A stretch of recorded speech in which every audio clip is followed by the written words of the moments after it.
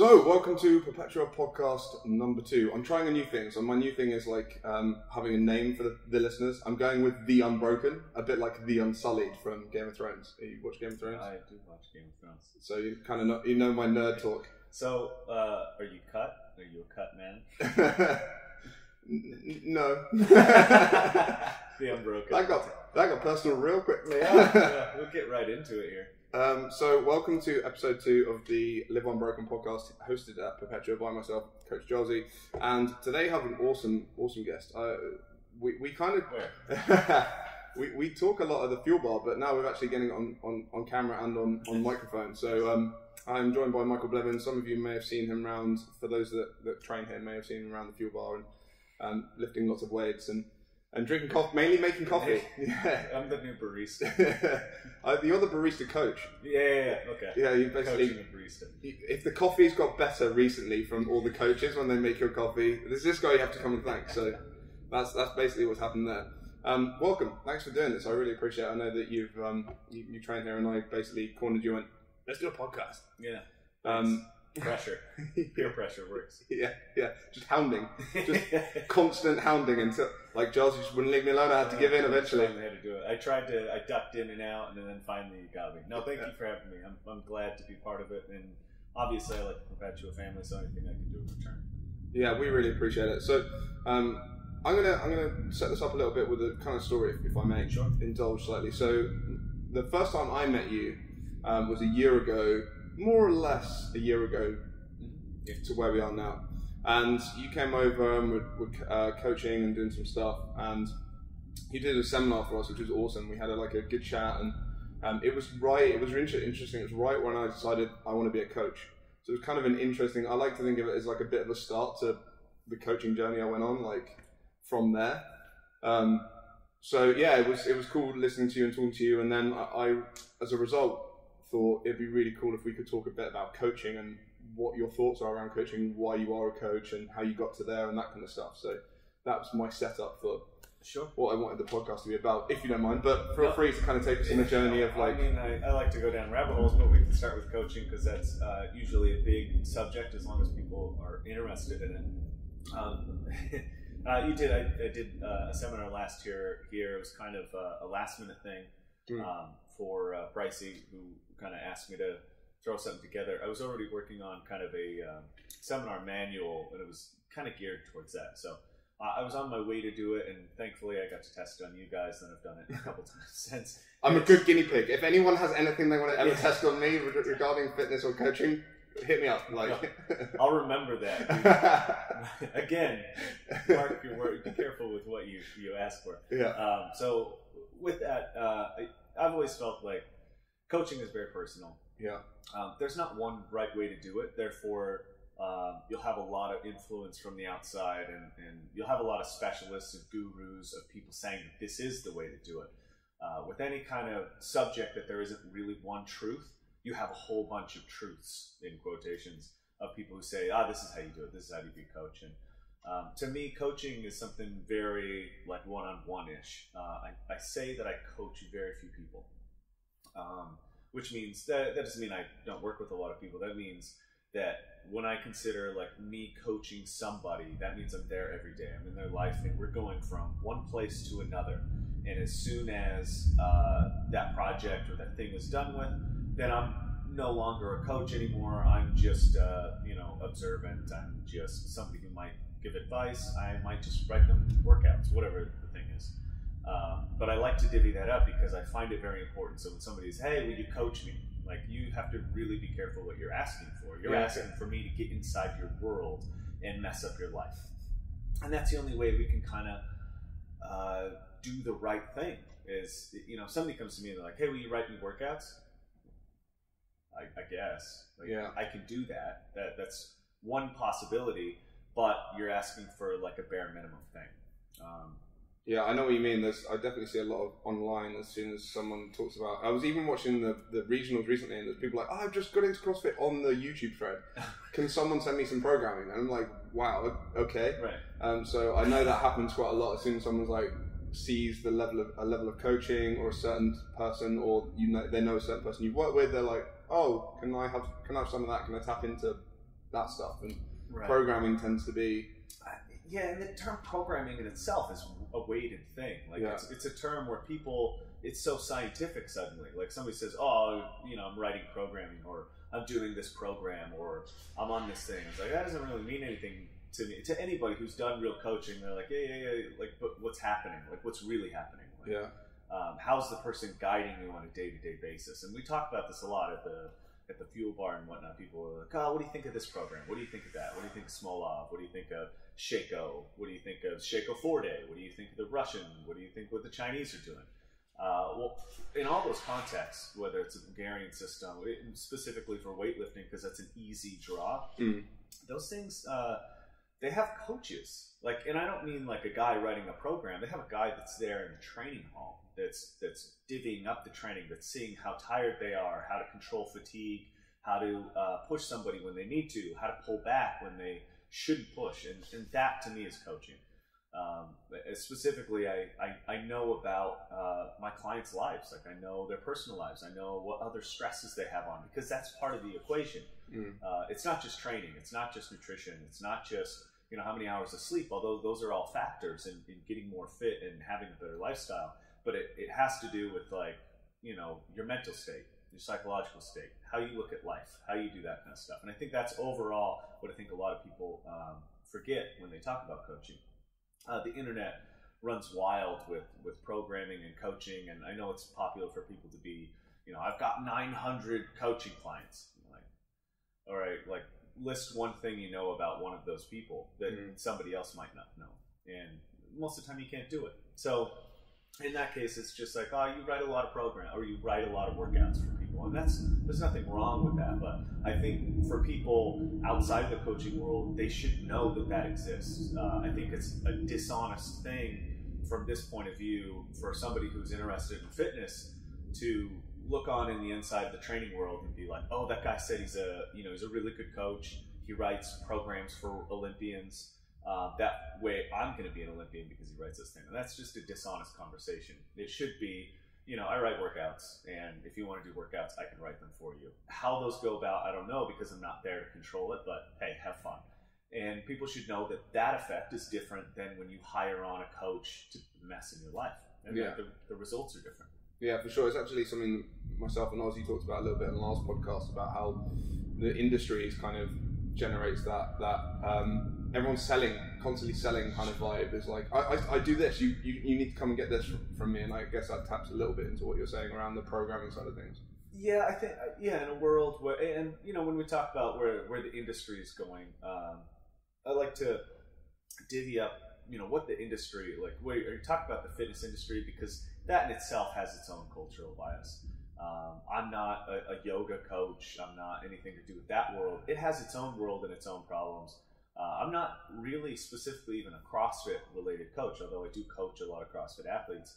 Not an endurance coach, although I have endurance clients, and yet we could go down the path of what fitness world we're in. And I think it's important to make that distinction as well. Okay. We're talking about coaching, is all these little worlds have their own little biases. And they cross paths every once in a while. You got the CrossFit guy that is powerlifting and weightlifting and yada, yada, yada. And the world's starting to intermingle a little bit more. It's not so much about endurance versus weightlifting. We know that there's a good benefit to blending all of these things. And because we blend them, it doesn't mean we do CrossFit.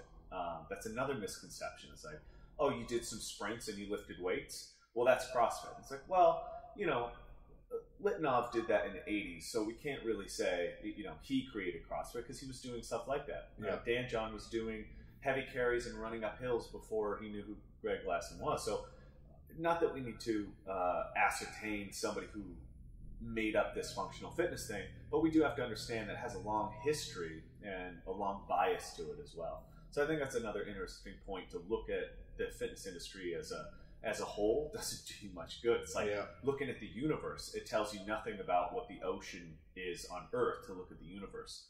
So we really have to, like, what category are we talking about? Generally, in this context, we talk about fitness sports or fitnessing, or what do you want to call it? Fitnessing. I love that term.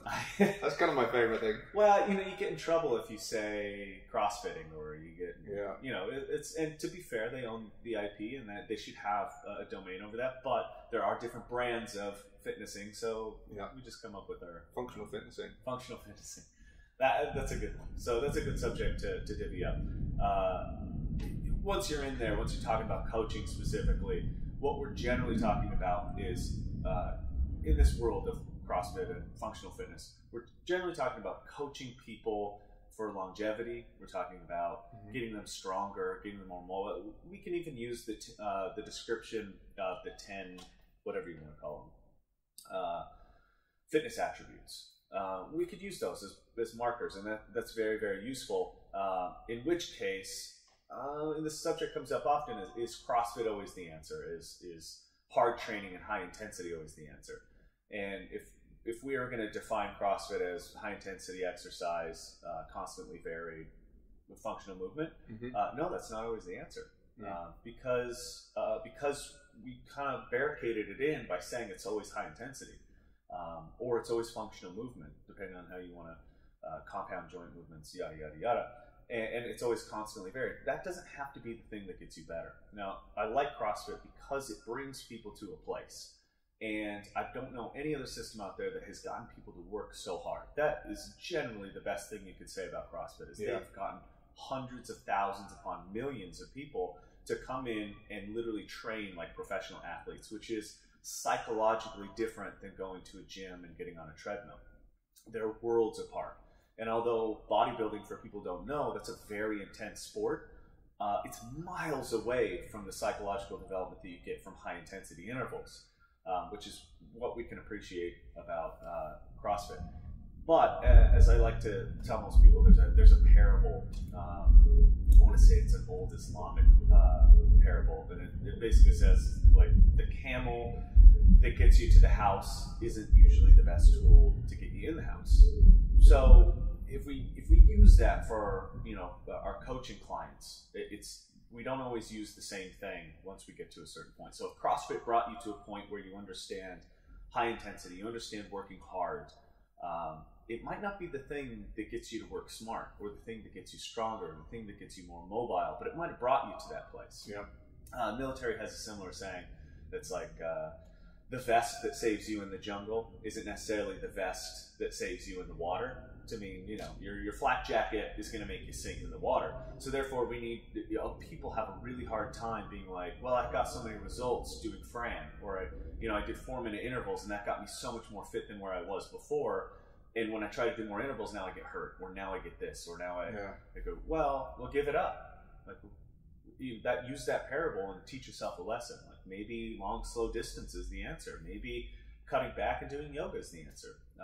We're constantly evolving, and I think the most important part about any coach, anything you do, is to remember that as a human, you are adaptable with stress, and that different stress is good stress generally. And you always have to just put your hand on what's the right stress to get better tomorrow. I think any context that you're talking about as a coach, that should be the mainstay of the conversation. Yeah, awesome. I mean, it's. I think everyone goes on an exploratory journey when they start in training of anything, and it's cool to listen to you talk about from a coaching point of view about how to maybe guide someone, because I think sometimes an athlete ends up going through that themselves, kind of scratching their head, going, "The dude's telling me to do this, and I'm not getting where I want out of it." And I think just being honest with your coach about what you really want, and to get the results and stuff. I mean, I don't know what you think about that in terms of the coach relationship. I think the number one thing that I see, like, as a habit for most people that run into problems, the first thing that they do is they switch coaches. They're like, oh, I need a new coach, a new gym, a new environment. And that's the novelty of training, right? I try to explain it to, like, if you're in the gym every single day, you know all the people, you become accustomed and comfortable to that person. And if the stress doesn't ever change, that will dictate your plateau. So therefore, you think you show up to, let's just say, a friend invites you to a different gym, and you do, okay, it's new people, okay, it's new stress, new environment, and you're like, oh, that's the way to get better. You're like, hold on a second. It might be. You might need to leave the environment that you're too comfortable in But it's not that that environment was bad. It's that the progression is, it's comfortability is really what's holding you back, not a new thing. And I see people often be like, oh, well, you know, he coached me to this place, but he wasn't able to get me here. And that's a problem. Like, don't get me wrong. There is something fundamentally wrong with coaches who try to put square blocks in round holes. That's just the application of what, you know, strength coaches, their bias is always that they're not strong enough, or yoga coaches might think that you're not mobile enough. So they're always trying to apply what they're experts in to the problem, and they'll always see it as the limiting factor. CrossFit coaches, not enough intensity, don't go hard enough, blah, blah, blah, blah. You meet a gymnastics coach, well, you're not strong enough in your isometric movements, or you lack flexion in your shoulder. Anything could be decided based on the glasses that you wear. So I think the most important thing is deciding, you know, where that person needs to go, what's going to advance them. A second thing is finding the environment and the place that gets you to that place. One of the reasons that I really love Perpetua, coming here a year ago, I found it kind of, for people that don't know, I guess it's a good story to tell. Yeah, I was going to say we should probably get Sure. into just a bit of background of who you are as well. Sure. Because I know, Sure. and I think a load of people out there probably know, but there might be some people from the gym like, I still don't know who this guy is. Sure. So about a year ago in 2015, one of my clients was living in London, was starting a project in London. It was a movie project, and he asked me to come train him for it. So I showed up, and like most jobs that we do like this, I land on the ground. I know nothing. I don't know anybody. I have to kind of figure it out. I have to try to figure out diet, like what we're going to do for nutrition, whether that's hiring a personal chef, whether that's finding food service, whether that's just teaching the client about how to eat on his own, because it's not in the budget to have any of that stuff. So it's all very dependent on what the project requires. One of the first things, though, we look for is a gym. Obviously, yeah, because that's what I do. Space, yeah, just to move around. And we've used everything. Like we've used parks before because we have to. And a lot of people think that the Hollywood training movie thing is like, oh yeah, you got whatever you want. You're like, nah, that's not necessarily true. I've been stuck in a hotel room with dumbbells before for 3 weeks, and that's all. We just had to get creative. Yeah. So one of the first things I had to do when I land, really obviously sleep deprived, a little bit jet lagged, I started just looking up gyms. Now, CrossFit gyms in general are very open to having open times because of how their schedules run. It's rare that we'll get like a big box gym to be welcoming to us, A, for insurance reasons, and B, because there's no privacy there, right? Yeah. So shopping around the area, I tend to look and I get a really good description based off of websites and pictures and how somebody feels. And this is one of the first gyms that I looked at, although it was kind of out of the way from where I was. So I believe the CrossFit Open season was ending. It was 15.5. I had done it in Salt Lake before I left, and I was thinking about doing it here, just kind of thinking about it. So it was nighttime, and I think he had one more class, so I hurried, jumped on the train, hopped down here, and sure enough, I showed up, and I really liked what I saw. I met Pricey first thing. We had kind of a weird conversation. He just asked where I was from. I told him Salt Lake City. He's like, oh, that's where me and OPT were just talking about Salt Lake City. I was like, oh, that's weird. Did you just say OPT? And he's like, yeah, James. Like, James Fitzgerald is back there. He's like, yeah.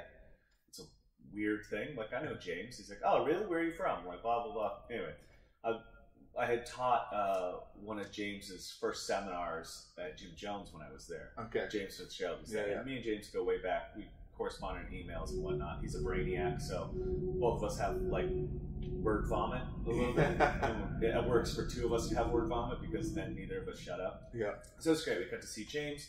And I got to do a workout with him, and then from then on, it was just like, hey, what do you think about this? And Pricey's always been very open, very welcoming. Unfortunately, that project shut down sooner than we would have liked. And fast forward a year, it just so happens that we're coming back to London. So the first person I kind of reached out to was Pricey to see, hey, can we use your space? And sure enough, he had a private space for us to use. So we've set up shop in there, and now we're here for the next couple months, which is great because on top of the open space and the manner in which we get to train our own guys, you guys are also very welcoming for us, my wife and I, to come in and train with you guys. And I can't tell people how helpful that is to have an environment like that, to be like a separated competitive environment, or an environment that's welcoming to somebody but also still pushes you. It's a very valuable thing. So we're both very grateful for it, and obviously that's how we do our best work, is also having pressure on us. It's not usually the easiest thing to walk into a gym and people are like, oh, it's Superman's trainer, he must be fucking jacked or whatever. If you didn't know by now, Michael trained Superman. So, which is a pretty cool job title. I mean, like CrossFit coach, Superman coach. I mean, like not that anyone the Unbroken, which I'm now nicknaming you, and like you're all super to me, but like he is the Superman. So it's true. I don't get to wear a blue suit, so I feel kind of chipped at it, but it's a bit awkward when he comes in his. It is like just turns up lifting weights. I have a suit on. It is a cool title. It comes with its own, obviously going into a gym and saying that you train Superman comes with its own hardships. Usually people want to test you. People are real skeptical about a Hollywood trainer coming in. Very few people see me as, to start, they see me as probably gimmicky. They probably see it as something that it's not. But eventually it cesses out to be, oh, you're not full of shit. And eventually that's what I like. I have no problem proving myself.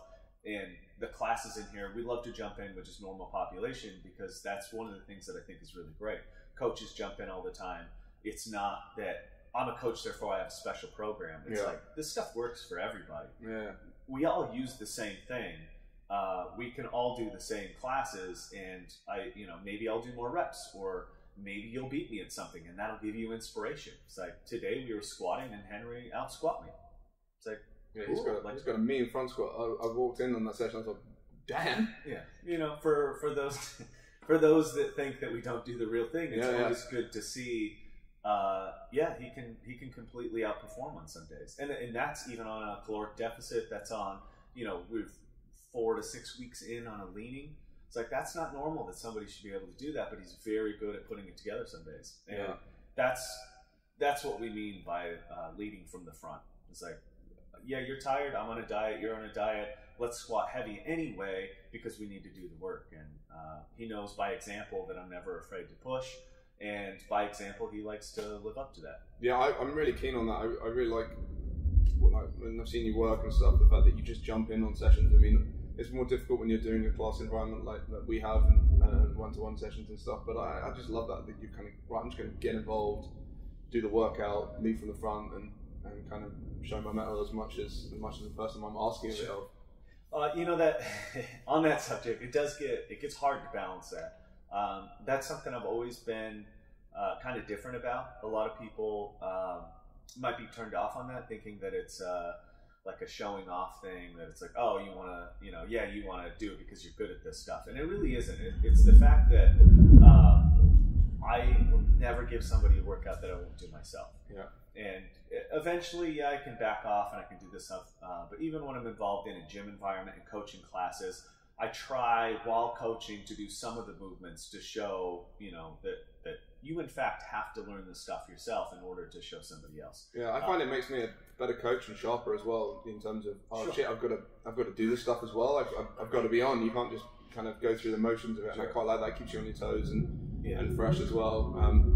I just think that in terms of the coaching, it gives you a real honesty with that person. Like you say, it's a one-to-one relationship rather than it being like, hey, you turn up, I tell you to do a bunch of stuff, you go, and we never speak. It's kind of like, you want to work out with your friends. You build up a friendship. There's nothing more fun than throwing down with your mates and kind of having a fun session and stuff. Yeah, what I really, that's a different environment for sure, and it does change the aspect.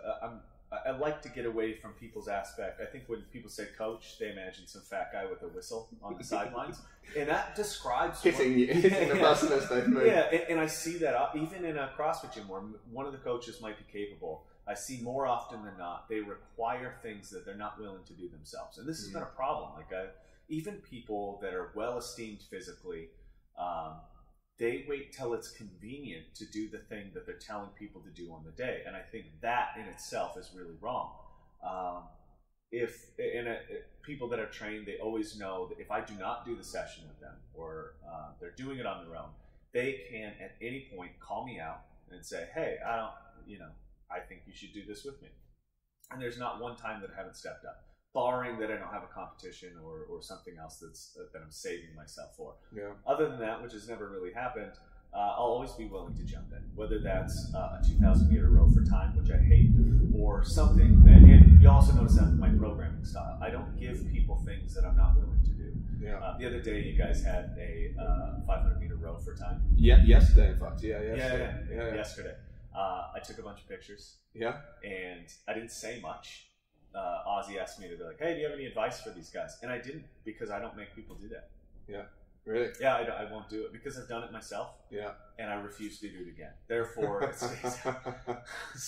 I've done one 500 meter row for time. It's one of the first like high intensity workouts I did maybe 9 years ago.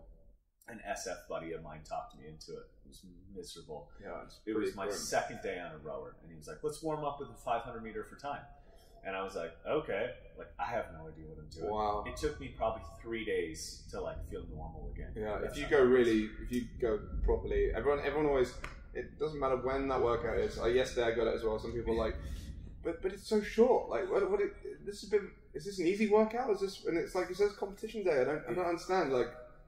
Go as fast as you can. Like literally, if you push yourself to the brink, you understand why it's only 500 meter row as a workout for today. I think, and that's one of the. I think that's when people ask if you see a load of work on the board, like it's just like cool. Like I'm not scared because the time tells me that it's not going to hurt that bad. Like it may take a long time. I may suffer a little bit. I may be tired at the end of it. But the worst thing you could do to me, if I was getting coached by somebody mentally, is like 15-minute progressive row, warm up, some mobility, 500 meter row for time, cool down, and I would probably throw up a little bit. Yeah. And that's not to say that it's a bad thing to row 500 meters for time. No. I'm definitely not against it. I just think that it has its place, and especially in beginners, I think they should be exposed to something like that. But as I get further into this coaching thing, I find that the hard stuff has its place. Like the beat downs, right? So we've talked a little bit about coaches willing to beat people down. Everything is like, everything is a lesson. And I'm kind of a carrot person. Yeah. And we've talked about this before in terms of how you like reward with food. Not necessarily, I don't. Tell me what I have to do so I can eat this candy bar. I don't treat people like dogs, like treat them. But I for sure, I want them to feel better at the end of the session than they did before they come in. And beatdowns like that are mentally hard. And there's a time for psychological evaluation. That's a coaching style. It's like, when do I push this button? Some days I'm the antagonist and I'm just pushing because I want to see somebody snap, and they need to snap in order to understand what's going on. Yeah, and understand where their stress levels can go to. Like, how far can I push this? Oh, okay, it's there, right, cool. And then we know where to take her and when to let up. And and I think it's a good lesson at the gym because it's artificial. A lot of people, especially people who play real sports, will say they're not trying to be the best at working out. Yeah. People that play real sports or not even play, people that accomplish real things in the real world. Whether that's military guys using physicality as a career, or whether that's adventure athletes like mountaineers, stuff like that. They're doing things that are inherently life-threatening. Yeah, which is like if you lose, you die. It's not like if you lose, oh, guess what? You can go and eat a burger and cry into it and have a milkshake. And it's the Game of Thrones mentality. Yeah, Everything comes back to Game of Thrones in this podcast. Right. By the way, I'm not onto the new season, so don't I'm waiting to batch watch it. Okay. I'm a psychophant like that. So in that term of this being artificial, this not being real, I think that's an excuse for some people that could actually use this as a safety net to make things more real. Yeah. To use it as a way to flesh out what is wrong with however your psychology works. And if people don't understand that, if you quit in here, and I mean everybody quits, so it's not that like I'll call somebody a quitter because I quit. Like it just depends on where. And what I'm trying to suss out, I don't know if you recall during a seminar that I did for you guys, I make you kind of do a workout. It's usually a death by. Yeah, I remember it well. Okay, so it was a death by burpees, and the point of that isn't that I want people to quit. It's that I want them to I want them to recognize that they are in fact quitting. Yeah. That there is really no such thing as fail. Very few people fail. They're usually voluntarily quitting. And how that works is 1 minute, 1 burpee, 2 minute, 2 burpee, yada, yada, yada, work up. By the time, no matter where your level is, maybe that's somewhere between 15 and 20 minutes, you're going to have to start making hard decisions. And if you didn't pace correctly, those decisions come faster. So some people I've seen get to 20 and 21. Those people they're just, I don't know, masochistic. Yeah, psychos. They're psychos. Yeah. I was going to say, for those, because we did it recently in the gym, we actually did it, I think, 2 or 3 weeks ago, and there was a couple that got to the 20s. Okay. To, Edgar, who works behind the fuel bar, and Gary definitely got up there. So, lads, if you're watching, you heard it here first, you're nice. But you actually made us do it. It was a slight little difference to the rig, which was I thought was an interesting addition to that workout. Target. Yeah, target, having a target to go to. So you had to go and touch one of the pull-up bars. Sure. So standards and everything. This got talked about a little bit. I don't know if you got. There's a coach named Logan. I'm going to slaughter his last name. Logan Gravich. He owns Deuce Gym in Venice, California. Okay. He's a phenomenal human being. And the internet is good because the internet is bad for so many reasons, and we can get into that. Yeah. That's a topic for the fuel bar. That's the nihilism in me just wants to all right. But the internet is excellent because it puts you in contact with some people that you might have never met, and which is possibly why it's good and bad. You get to talk to people you never get to talk to before in your life, and which is awesome because you get to keep some amazing people. You also get to find those people that literally all they have is a keyboard, and they use it to. If it was even, I would say that the internet is a good thing. But because 2% of the people that you meet on the internet are good and 98 are terrible, I usually think that is bad. Yeah. Logan was one of the good things, and I watched him kind of from afar, social media wise. He's an interesting guy. He's got a lot. He's very clever with words. He has a good background in professional sports. Owns Deuce Gym, which is a different place. And how he spoke about fitness and what he speaks about is very different. But he had, actually just the other day, he posted a really clever little blurb. And that's kind of why I like him, is because he's not real long-winded. He's real, 2 paragraphs, and you got, okay, I got my point. Yeah, I actually had just slightly off topic, because I quite like rabbit holes as well, but I went on a writing course once. You wouldn't know it from my writing, but they were always like, it's all about what you can say with as few words as possible. Yes. And they made us do a little task of writing something out and then just highlighting words and taking them out to which ones can you take out to still make the same sentence. Is that based off of it was the fashion? Maybe it was an old-fashioned icon. Maybe it was Coco Chanel, who said, "Before you leave the house, take 1 or 2 things off. Yeah. Don't overcomplicate." Yeah, so, that's cool. A friend of mine who I had edited an article. Unless you're in Canada, in which case, wrap up. Add 2. Add 2. It depends on where you're at. And also, probably if you're Dubai, add more. You don't want to get arrested. Apologies also if you're picking up sirens. We are quite close to the road and trains, so that's not my brain kind of trying to process all the knowledge bombs that Michael's laying down. It's actually just because we're underneath the railway track. So there's a slight reverb on everything. That's pretty good. Back to Logan's input was quite clever, and he put it as in the reason why we have the standard, the burpee, the jump thing. If you don't have a measurement, then the measurement's ridiculous.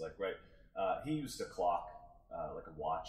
If somebody sets their watch 5 minutes ahead and they think that they're tricking somebody, they're actually wasting time, right? And I'm going to totally slaughter and also steal what he told, which is basically the more accurate the implement, the better the use of data. Now, you don't have to use the data. I don't have to know exactly what time it is. I can look at my watch and I'm like, it's 4 o'clock. Or I can look at my watch and it's it's 4:04. Now, depending on the kind of person you are, that will tell you, you can use that data. And the reason why we have you touch is because that way every single rep is the same. Now, if you're doing a burpee on the floor and you're reaching behind your head and touching, you're probably doing the same thing. Yeah. But you probably want to jump a little bit higher than a credit card, right? And that's what we're looking for. We just want everything to be the same. And also, when you get tired and you start missing, you're like, that rep was not the same as your first rep. Therefore, to steal Logan's analogy, the person who sets their watch 5 minutes ahead and then is like, oh, well, I got time. They're actually having to process more information and waste more time because of their trick. And the person who maybe got to 22 but didn't touch and implement, he might be able to do the math and be like, oh yeah, well, you know, this added, I would do so much better. But what he doesn't realize is that by tricking himself into thinking he was better than he was, when it comes to the open, or something that actually measures it, where he has to touch, get a judge in. How did I only get 18? Like, well, standards are standards. So and we see that every year. Sure. Every year people go out with play some kind of standard. People, and that's an accuracy thing, and that's also why I completely appreciate the open for what it is because if you ever have any question to where you sit in the world of fitness, it's real accurate. Yeah. As long as you're honest. Now, some of the people that enter, obviously not everybody's 100% honest with what they put in, but for the majority of videos that you watch, and people are fairly fit, and that's shocking to me. And it's because of standards. So on with the purview, we use that as a measurement to set the standard. And then what happens is basically you see somebody make that decision. Now, what happens, what would you make it to on your latest time doing it? The latest time I got to 17. Okay. Dead. Cool. Yeah. Which was a lot better than the first time I did it with you. I went out a bit hot on the gates and was still kind of figuring stuff out. Sure. Then. That happens. Yeah. What happens on minute 16 is you start negotiating with yourself, right? Yeah. Everybody does this. This is not me or you or people who are experienced. Everybody's making a negotiation because you recognize the pattern. You're like, oh man, if I go real hard and I get the next minute, I just bought myself another minute, right? So this is a good parable to life, I think. The harder I push now, the harder I'm going to have to push later. And that's how successful people kind of look at it. People who push themselves to the limit know that there's going to be a point where they have to start working. And I try to remind myself that on every job that we get on, every task that I accomplish, every goal that I hit. Once you hit that, that's the point where I need to start working. Like, it was easy up until this point is kind of the point. Yeah. And death by anything really puts that in a 20-minute lesson really, really quickly. If I get to 17, I got to push like hell to get to 18. Once I get to 18, eventually I'm just going to go, fuck it, I quit. Yeah. But that's what I want to know about myself. I want to know at what point am I going to throw in the towel. Then it becomes so obvious. Like if you have any question at what level you quit, do the workout and see when you quit, and then be real obvious about it. So at the gym that I used to work at Jim Jones, we had the 2K row test, right? That was like, they're a big fan of it. It's great. Everybody does a 2K row till they can get a sub 7. It's what they call one of their standards, right? Before you can go on to more advanced training. And it's great. It's a hard cardiovascular effort. The problem being is that people become complacent, and somehow how people use that test, sometimes it makes the test a thing in itself. And you're not training somebody how to get better, you're teaching them how to fear something, and that's not what this stuff is. I want to teach people how to get better at things and understand their own psychology. So where I kind of developed this idea was in watching people do a 2K, I saw how much fear they brought to it. In somebody that would be very, very capable in finishing, the fear got the better of them, and they weren't able to even come close to performing how they should. So instead, I started making people, instead of rowing 2K for time, row as fast as you can for as long as you can. Okay. And then when you're done, get up and walk away. So then I started setting the distance. So at first it would just be, hey, hold your 2K pace that you want to hit for as long as you can. Now most people are thrown off by this, but once they recognize like, oh, well, it's not a pass or fail. It's a let's see what you're made of kind of thing. Once they notice that, there's a lot of people that actually just start hitting the distance right off the bat. Yeah. Second or third time in. Because here's where it hurts. Our own psychology, when I say, when I start setting the distance, okay, I want you to go as far as you can on as fast as you can. When you get to a point where you quit, don't just soft pedal and just be complacent. Stop, get off the rower, and walk away. Like quit, like fully physically quit, because this is something that most people don't do.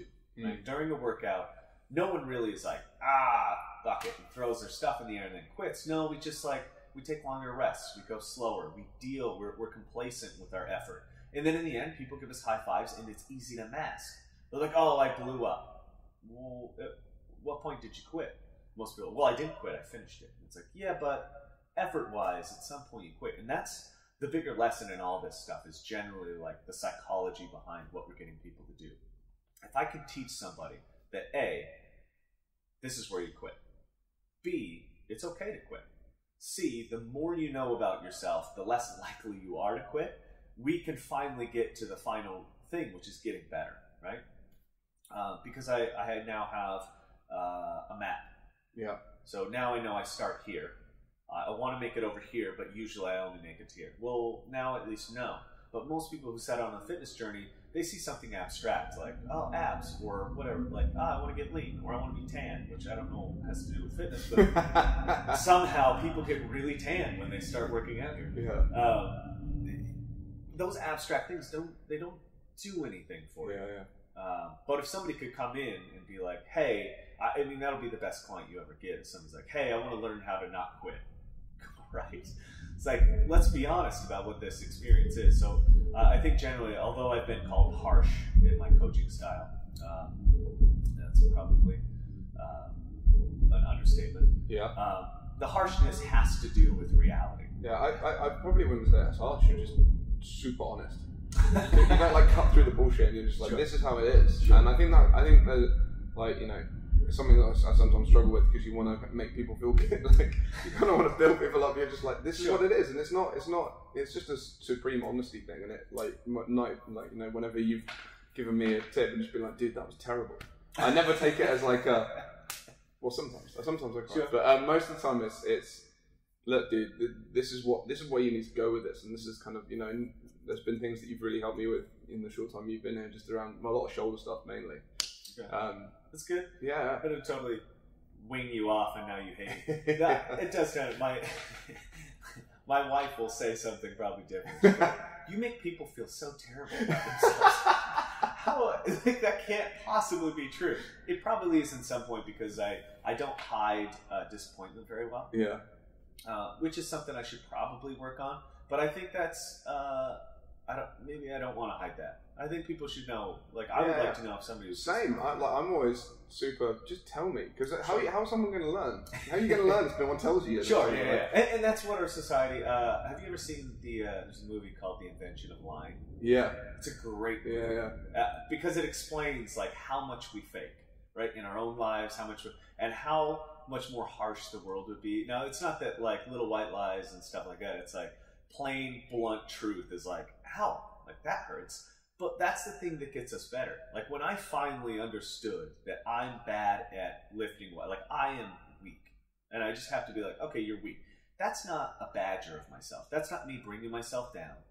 A lot of people use positive self-talk to, like, mask problems.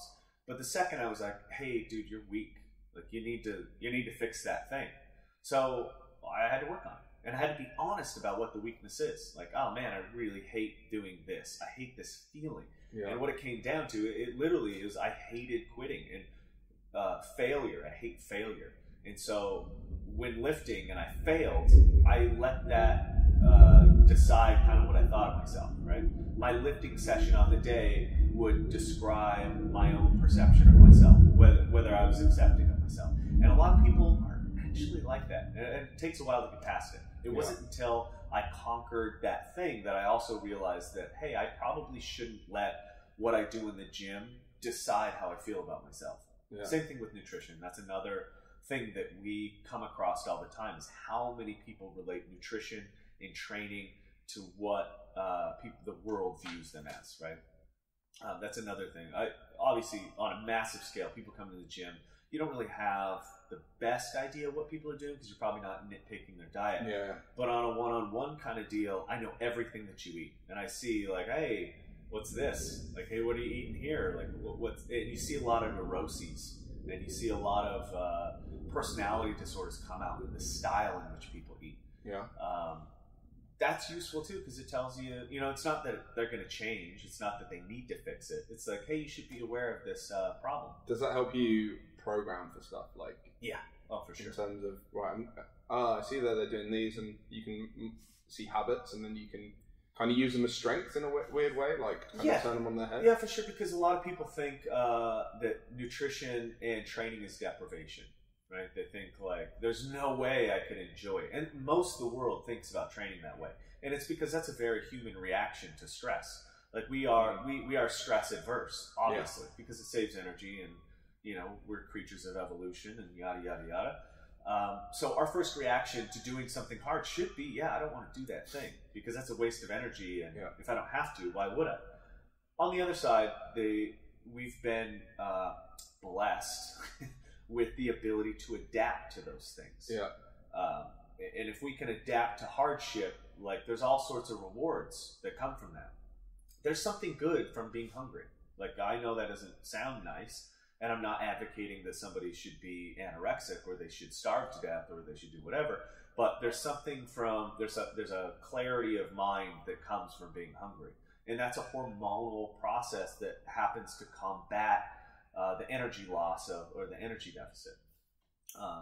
You find in traditions like religious traditions, fasting becomes a very well-practiced thing. And it's not necessarily a divine thing. It's there's a huge benefit, and maybe it's all held up in the lore of whatever religious practice you have. But there's also something to depriving yourself of this one thing, or whether you want to Lent, you want to call it, you know, Ramadan, whatever it is. There is something very useful to that, and I look at an approach to nutrition like that. You should it should be a little bit hard, a little bit, but it should also not be painful, right? You don't have to eat chicken and broccoli the rest of your life. No one can sustain that. It's never going to last. And so the first thing that I usually set up with training, with nutrition, with any of this stuff is like, what's the most sustainable model? Now, if you came to me and you're like, hey, I really like pizza once a week. I'm like, okay, but why? You're like, because it tastes good. And I would be like, yeah, I get it. Like, pizza's great. But like, why is that a necessity? Like, let's flesh out the area. I'll give you an example. If I have a plate of brownies at my house, I will eat the entire thing.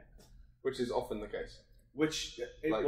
Yeah. In that your good lady wife is a foodie and a great cook and baker. She's an asshole for making all that stuff all the time. So I think she wants me fat. But the cupcakes. Yeah, the cupcakes. In reality, I like brownies for a very specific reason. Like, but I grew up with a single mom. She worked 3 jobs the whole time while I was growing up, and she used to come home wrecked from work. And she knew that she just wanted to spend time with her kids, so she'd grab a bottle of wine. She would make some brownies, and it's an emotional thing. I relate eating brownies with spending time with my mom. Now, does that mean I need that thing? Well, fuck, it just means that if there's a plate of brownies, I'm going to go back to that good that emotional status. Yeah. You have that connection to the subconscious in your brain that tells 100%. You, that lifts up that positive response, and you're just like, awesome. They taste good. I mean, like, it's a double whammy. Yeah, they don't even have to. They could be the worst box brownies on the planet, and I still get that endorphin, and it's just a memory lapse. But as soon as I flushed out the reason, I go, oh, okay. Like, now I understand a little bit more about myself, about nutrition. That now I know how I act around this certain thing.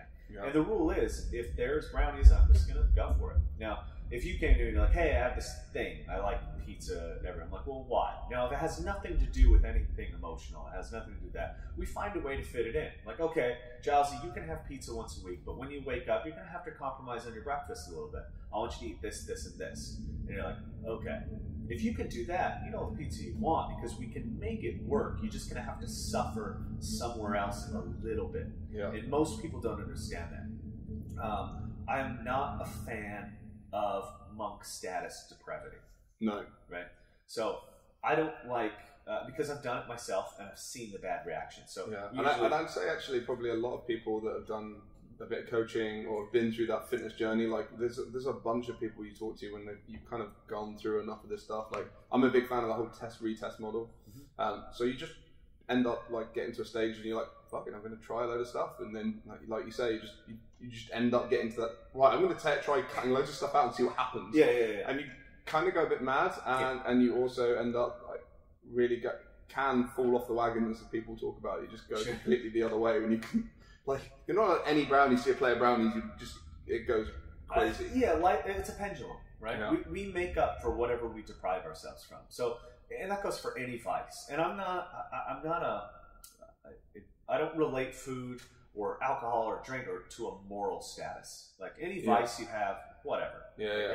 I don't relate that to your personality. It's just, it has its reason. Yeah, society kind of punishes us for certain vices, doesn't it? Like, especially, too much of this, English are pretty good about it. Like, the U.S. in general treats these kind of things. It could be our Pilgrim background. It could be our Puritan heritage or whatever. But we're very, like, if you day drink in the U.S., you're an alcoholic.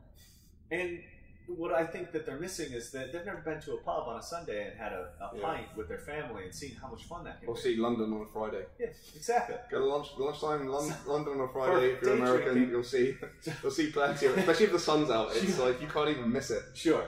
So I see this depravity all the time, especially now in crowd, because I see it happen in athletics. Right? So people are the first ones to be like, no drinking, none of this, no chocolate, no treats. And you're like, your brain is basically, you're you, but your brain has the reaction of like a 2-year-old child, which means I'm like, hey, none of that. You're like, I want the thing. Yeah. Like, it's that old thing of try and think of a color. Yeah.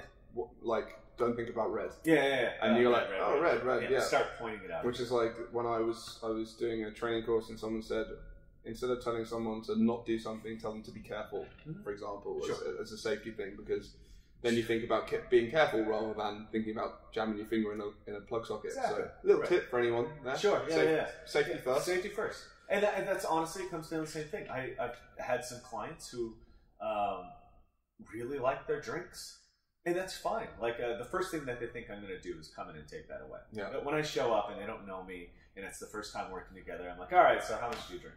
Like, that kind of thing. Like, how many hookers, how much cocaine?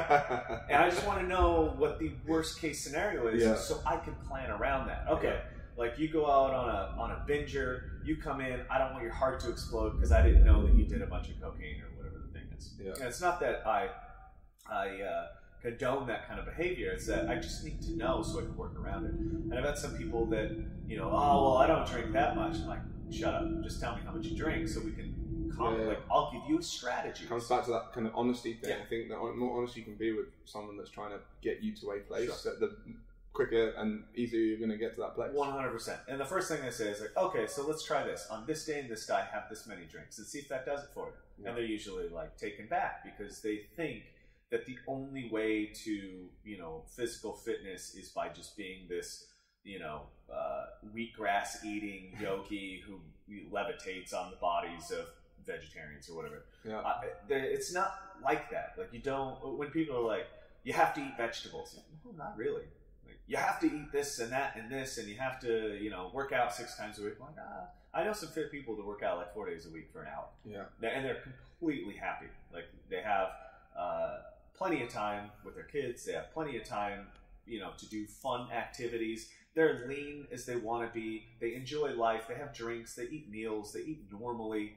That's a normal thing that's capable. Most people, because of how social media is, especially is before, is what we'd call the periodical kind of problem. When a periodical comes out, like a magazine, it usually is like, how did so-and-so train for this? He's like, he ate nothing but kale and dust. And, he trained... There might have been an example of this recently. I won't name the thing, but... He trained 27 hours a day. Like, oh, wow, that sounds hard. Like, I don't want... And it's usually so those people can get a pat on the back, and those guys can feel good about their deprivation that they did. And maybe they did. Maybe they made it harder than they did. I see it a lot of times. They give you 6 weeks to cut somebody, and you're like, that's 6 weeks too late. Like, to do it correctly. Yeah. Basically, I'm going to cut this person. He's going to hate me. And then at the end of it, he's going to go on a binger and game over. Like, he's going to be fatter and he's going to be miserable while you need him to do this and that, or her. Yeah, or his or her, and it happens all the time. And I think finding that balance where I can eat what I want, but most of the time I just choose good foods, right? It's not that I don't want pancakes and waffles and eat pancakes every day.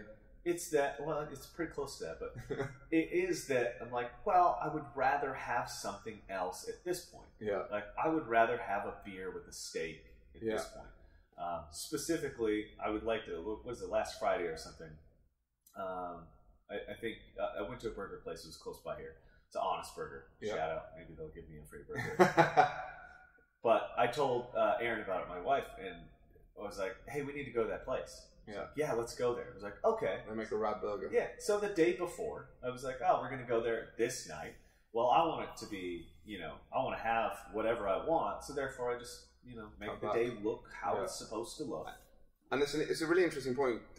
I'll slightly digress again, but as you kind of talk to friends and stuff like that, and they're like, well, why aren't you drinking at this point? And you're like, well, because I kind of made my trade-off already this week or what have you. And, you just, when you get into it, you kind of, you see that more and more. You're like, well, I had my burger already. I'm kind of, I'm not going to indulge in this time.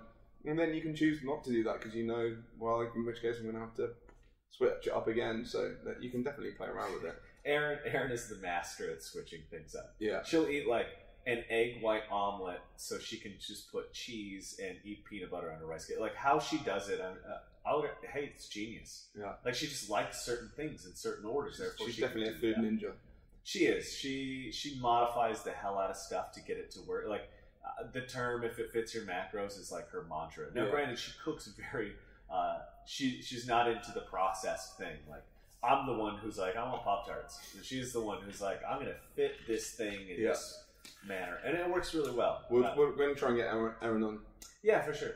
It'd be awesome to talk to her. And that's actually been, part of this deal of what we do is in coaching and that kind of deal. Transformation, whatever you want to call it. When we get called on a job, usually I have to work with whoever I have to work with. Now we've got it to the point where now I can have my team in place. So Erin is actually cooking, for those who don't know, for this next project that we're working on. I do all the training. I set up the diet, give her the parameters. I let her go crazy on food. She's a foodie. She talks to them. She's like, what kind of foods do you like? You like this, this, this? Cool. She puts together basically every meal, every single day. It's fresh. It's, some of the best tasting food you can get, and it's well within what we need to do to hit our goals.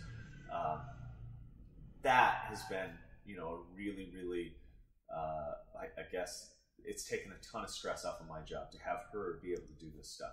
Because a lot of people didn't understand, hey, how do you eat whatever you want? I was like, well, I have this wife that cooks, and she just figures it out for me.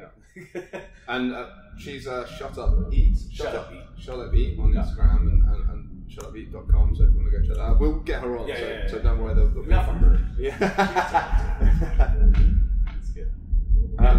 So I was going to ask a couple of questions. We're kind of getting to the end of. We've got someone trying to get into the He wants an interview, man. Yeah. If you didn't see that on the camera, we had someone kind of loitering outside. We're just about the hour mark. So I thought I'd just finish up with a couple of what are your top tips? And it's a bit after talking about not putting it into a box, I'm going to try and get you to put it into a box. Okay. Just at the coaches out there, what would you say are the kind of things that you should aim for? I mean, I like to think of coaching sometimes as a bit like problem solving, but what would you say to be a coach? The good things to have or things to aspire to be? Just a couple of points. You should know absolutely as much as you possibly can about every single subject that you're interested in, bar none. You should do all the reading, all the listening, all the learning, but then you should literally just shut your mouth about it. Nobody needs to know anatomical Latin terms. Nobody needs, it doesn't help anybody to point out that their vastus medialis is tight. It doesn't help to tell somebody that their glutes aren't. People know, it doesn't work. That's all they want to hear. So if you want to be an effective coach, language is by far the most effective use of your time. Learning to talk to people and communicate accurately and genuinely so that they take what you say serious is probably the biggest advantage of being a coach. I would say, and I came to this late. Instead of all the years, although I don't regret it, instead of learning how to snatch and clean and jerk and all the ins and outs of weightlifting or gymnastics or any of the stuff that I learned, I probably should have read more American literature. I should have taken what Bukowski and how he communicated to the world because it had emotion attached to it. It's more effective. And now I'm dealing with that lack of ability. And so I'm having to go back and instead of reading books on physiology, which is great, it's interesting, I would never take that away from somebody. The more important part is how I write that communicates with the rest of the world. Because we do have a platform, and the more people I get to listen, the better job we do. And I don't think everybody needs to be fitness obsessed. I don't think that everybody needs to be, controlling their macros or whatever. But they should be well aware of the advantages of psychological training. They should be well aware of their own existence. And I think that's what this is. So for coaches out there who agree with that, communication is number one, for sure. Awesome. Yeah, I definitely think that communication is, hence this. It's a big part of it, and it's something I get kicked out of most is talking to people. That's kind of why I do the thing. And for those of our members out there that check this podcast out, and thanks for those that watched the first one. It was really awesome getting feedback. So hopefully lots of them watch this one. What would you say to them around kind of coming in here and getting the most out of this experience? That was so as a client, to get the most out of being a trainee, ask questions, because that's what the coach is there for.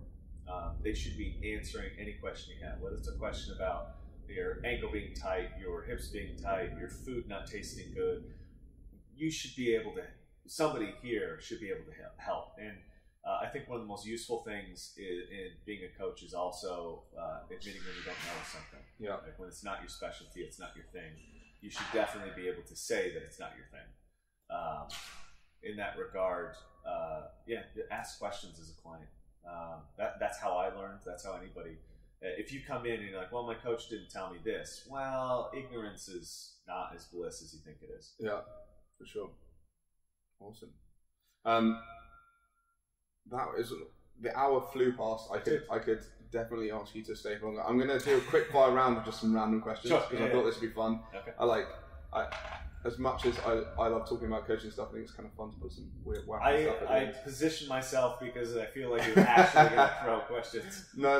So I was just going to do some quick fire ones. In terms of food to eat, would you prefer donuts or Poptarts? Oh God, depends on the timing. Yeah. Yeah, give me a time. Well, let's say after a workout. Poptarts. Poptarts. Okay. I only asked that because there's been some. I know that's blasphemy, but Poptarts fit inside exactly what, and they give me what I want. So, yeah. Okay. And donuts are. I think donuts are. Someone's gonna hang me for this, but they're overrated. Yeah. Yeah. I think they're overrated. You start using them for hamburgers and whatever, and you lost me. A donut, a good, nice glazed donut, yeah, that's great. But when people start putting bacon and dumb things on it, you're like, it's just fried bread, right? And sugar. That can be very good. Yeah. But there's better things than that. And I'm a purist when it comes to sugar and things that you're not supposed to have. Yeah. And you don't fuck about if it no. I don't. I'm not going to half-ass this junk food stuff. Well, because this is actually we'll dive off down this rabbit hole. People like to excuse their thing, whatever it is, as not being, as being healthy or whatever. So I'll see people do this all the time. I made paleo brownies. And you're like, okay. You have quite strong feelings about the whole paleo. It doesn't even have to be, it could be gluten-free, it could be whatever it is. Or it could be protein pancakes. Yeah. I'm like, why don't you just eat a normal pancake? And there's some reason to make protein pancakes that are acceptable. Yeah, I understand. You need that amount of protein. If the protein pancake they taste good, then go for it. But when people start bastardizing cheesecake, I have a problem. Put my foot down, because then you're basically eating the thing that has sugar, has all the stuff. It doesn't hit the spot. It doesn't do the thing, and then you're actually excusing it as health food. So you're eating something that you probably shouldn't eat anyway, but because it was made with coconut flour as opposed to real flour, then it's okay suddenly. And when you make it okay, you double dose what you probably shouldn't have. But when I just go and hey, do you want to eat a treat? I'm like, yes, I want an Oreo milkshake. You're like, wow, that's specific. I'm like, yeah, because that's what's going to do it for me. I know this about myself. Yeah. I know I'm going to need 6 scoops of ice cream, 9 Oreos, and about a quarter cup of chocolate milk. And 9 scoops. No, 6. 6 scoops. 6 scoops. Yeah, we'll say 6. We'll call it 12 tablespoons. I don't know what that equates. I know it's about a quart. But I know that that's satisfying enough for me to not want that thing for a very long time. At least long enough to be, you know, healthy. Yeah. So when people see me eating a milkshake, they're like, oh, you can just eat whatever you want. I'm like, well, not really, because I don't eat all the other garbage. Yeah. Like, I skip a lot of stuff so that I can have this one thing. Yeah. I think that's important to do. Go back to your rapid fire questions. I was going to ask, Walking Dead or Game of Thrones? Game of Thrones. Game of Thrones? Yeah, Walking Dead kind of lost me a little bit. Okay. Game of Thrones all the way. Late season's pretty good, man. Ooh, I haven't watched last season. Maybe I'll go back to it. Pretty good as well. I've been on a Homeland kick. Okay. Which isn't the best show. Do you know what's really good? Mr. Robot. Yeah, Mr. Robot's fantastic. Season 2 comes soon. Yeah, I know. That's why I mentioned it. Yeah, yeah. I'm really excited. Yeah, I saw the trailer. I was like, yeah. Vikings is good. Vikings is really good. Yeah, that's a mid-season break at the moment. Yeah. Yeah, as you can tell, I don't really watch any TV, but I watch a lot of shows. Like, Yeah, I've got my I Amazon Prime and binge-watch. Netflix, Yeah. is on point. Yeah. Daredevil's pretty good as well. Which one? Daredevil, you seen that on No. Netflix? That's good. Okay. Marvel comic book, that's worth checking out. Oh. Wait, maybe I did see The movie was bad, but the TV show was real good. Oh, yeah, I did. I watched actually the first season last year. Yeah. It was decent. Yeah. Second season is better. Is it really? Yeah, I think so. I think so. Yeah, Game of Thrones, though. I'm a Game of Thrones person. Comments underneath the video. Yeah. Put it in there. Tell us what you think. We won't read them, but it'd We be should be interesting to careful see what if you people say. ask for comments on YouTube. It gets out of control. So, that YouTube comments are basically what describes the worst part of society. And it's probably because people don't like to wake up and be like, oh, I'm going to be Mr. Positive and tell people what a good job they do. They're usually just filled with volatile things that, I don't know why that's more motivating for people to be volatile, but it is. I got it this morning, actually. It was pretty funny. Yeah. Usually they're entertaining, but this one was quite sad. That's a shame. Yeah, it happens. Yeah. But watch what you ask for comments. No, I know. I used to do some internet video. I'm opening myself up for a world of pain here. I used to do some videos for a company that I won't mention, but an IT company. Oh, right. I just don't want to broadcast them on the air. But some of the comments were mental. And some of the members have seen it, so they know what I'm talking about. You know, I think there's a fix for pretty much all of this stuff. Don't put stuff on the internet. No, because that's happening. Yeah. The internet is here and it's going to stay, and it's a bizarre world. I think it's something weird, like take people's washer and dryer away, or make them walk to go get water. Yeah, and you literally nobody would have time to write all the bullshit that they write on the internet. Yeah. Convenience is slightly. Convenience has done us wrong mentally. But that's or they do it on the way to get water on their phone. Walk the wrong way because their face is down. Yeah. That happens often. So, two more. Okay. Suit or activewear? By activewear, I mean gym wear, not I would pick a suit. In fact, I do more. Yeah, I mean because I wear sweats every single day, or I wear gym pants, or I always appreciate the requirement for a suit, and I do love suits. Yeah. It comes from my other days being interested in fashion. But I still really appreciate a nice suit. Still rock a suit? Yeah, still rock. And in fact, I just got one tailored that was really nice, and I'm looking for a place to wear it. So nice. Here you are. Next time down the box. Suit up. Blev's going to come in the suit. And the last one, it's a controversial one. Oh. Batman or Superman. Batman or Superman? Batman or Superman. Oh man. Well, did they figure it out? I thought they were best friends now. Yeah. Well, I guess if your friend is dead. That's a tough one because I actually really like Batman as a character. Yeah. Only because his story was closer to human. Yeah. When it comes to fantasy, I like it to be just the side of reality, right? For anything. I think why Game of Thrones is so appealing to me is because it's so fantastical, but it's also so human at the same time. How humans react, how they treat each other, how mistakes are so intertwined. I think that's why it's relatable. And it always seems like the person you really like dies. That's why I really like that show. It's because we made this guy the superhero, and you're like, you like dead. Man. He's gonna come back. No. Yeah. No, he's dead. Or you're like, this family's the best family. They're honorable. Well, this kid's legs don't work. This guy's dead. This guy's dead. This guy gets his head chopped off. Yeah. That feels more like real life, but with spoiler alert, huge wolves and dragons. The reason I always had a problem with Superman is because I looked at him like he was, and to be fair, I hated Superman comics growing up. I was a big fan of comics, especially of like Wolverine. Weapon X was one of my favorite. Got a new one coming out soon. Yeah, that one should be cool. Yeah, cool. I also heard there's a rumor that Spawn will be coming out. Yeah, man, I've been waiting. So I watched the original Spawn animated. Like they were so good. They were 18s. They did 3 seasons, and then like the original film was pretty. Did you watch the Max too? Max from Image Comics as well. No. Okay. I know the Max. I haven't seen it, but I know it. But Superman, I always felt like he was just given gifts. Like he was just like, oh, here you go. And I think one of the stories that's really cool is that if you think about it differently, he's actually more human than anybody. Yeah.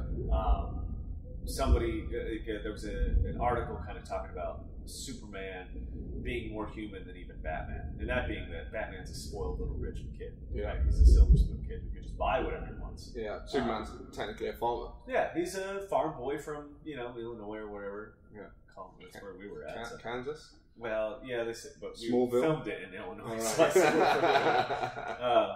So the fact that I think what I like about it is I think he had discovered that he had superpowers. Yeah. Right. Most people never take the time to see what they're capable of, and they hate people who are more capable, right? So that's probably, this gets a little bit philosophical, but the things that we actually hate in other people are usually symptoms of what we hate in ourselves. What I hated in Superman was the fact that he could fly. He was capable. Flying, he's pretty capable. And I never wanted to take the time to actually figure out what I'm capable of. I just wanted to mark it as I wasn't gifted, I wasn't given superpowers, I wasn't this. Yeah. And that's what I can appreciate about Superman today, is that I look at it a little bit different. It's like he had to figure out at some point that he was stronger than other people. It was like, just like I think most people have to do. When they come into the gym, how do you know what you're capable of? And that's a big language barrier for people when they say, I'm not strong. Language is powerful. It's also when they get into it and they start lifting, we start labeling things maxes. Like, hey, what's your 1 rep max? Well, the language is important because it dumbs us down, right? What's your 1 rep max? For doesn't matter, whatever. Deadlift? Yeah. 210. Why is it your max? Is that the best you'll ever do? Don't know. Then you just set the ceiling for yourself, and that's the point. Is that why can't it just be the best you've done so far? Why can't it be, well, what's your best lift? This. What's the best you've done? It's this. That feels different than saying, my 1 rep max is this, therefore, what happens when you get to 205? You're like, oh man, there's not much in the tank. But if I go at it as like, well, my best so far is this, maybe I can hit it. And that's what I think capability, and that's what the gym is for. But philosophically, we have to change our mindset on how we look at that stuff. You have to be very open to what you're capable of. And the character of Superman actually kind of carries that with him. It's like, you don't know that you can fly. I mean, don't try it. But you don't know until you know. Like, can you lift a car off somebody? I haven't been put in a situation where I needed to do that. But I'm practicing. Yeah. If the deadlift teaches me anything, it's how to lift a car. And now somebody, because that's how it works, right? Yeah. If somebody's pinned under 212 kilos, you're like, sorry, mate. 210's my max. Yeah. Like, are you gonna try 212? Or did you limit yourself? And when you look at that context, that's what I think the gym is useful for. That's what I think just this self-knowledge is useful for. Nice work for bringing it back to the topic at hand. Like, I went like, let's go geeky, and you went, no, come back. Well, let's make it part of the podcast. Geeky. It depends on what geeky subject you want. No, I'm geeky in a lot of things, and I know you are as well, especially about training. But, coffee. It was just awesome to kind of relate that back. I quite enjoyed that. But people are coming for Open Gym. I've taken far too much of your time. Thanks again, man. I really appreciate giving us just over an hour's worth of content here, and an hour of your time and knowledge and stuff. It's been amazing. We'll do it again. For sure. Yeah, we'll do it again. I'll probably do another seminar too, and then you come to that, and I'll make you do death by burpees again. Sweet. You're welcome. Yeah, thanks for that. Just quickly, is there anyone you want to give shout-outs to, props to, or anything recently? Is there anyone? No one helps me ever. No, I thank you guys for having me, actually. Perpetua has been very, very open to us, and we appreciate it. Yeah, absolutely. I think we all all say that you're welcome. Thanks for coming down, and we actually enjoy having you down here as much as you've seemed to like coming down. Yeah, as much as you say you hate us, I mean, you just like, we really enjoy having. No, it's an absolute pleasure. So I'm sure the coaches will kind of echo my sentiments in that. Cool. But yeah, thanks again for your time, dude. We'll do the handshake on camera and makes it look official, and we're actually friends. Go talking. Now we're just going to go off our separate ways and never talk again until you maybe do burpees. Nice. Cool, man. Thanks very much. Yeah, thanks. Boom.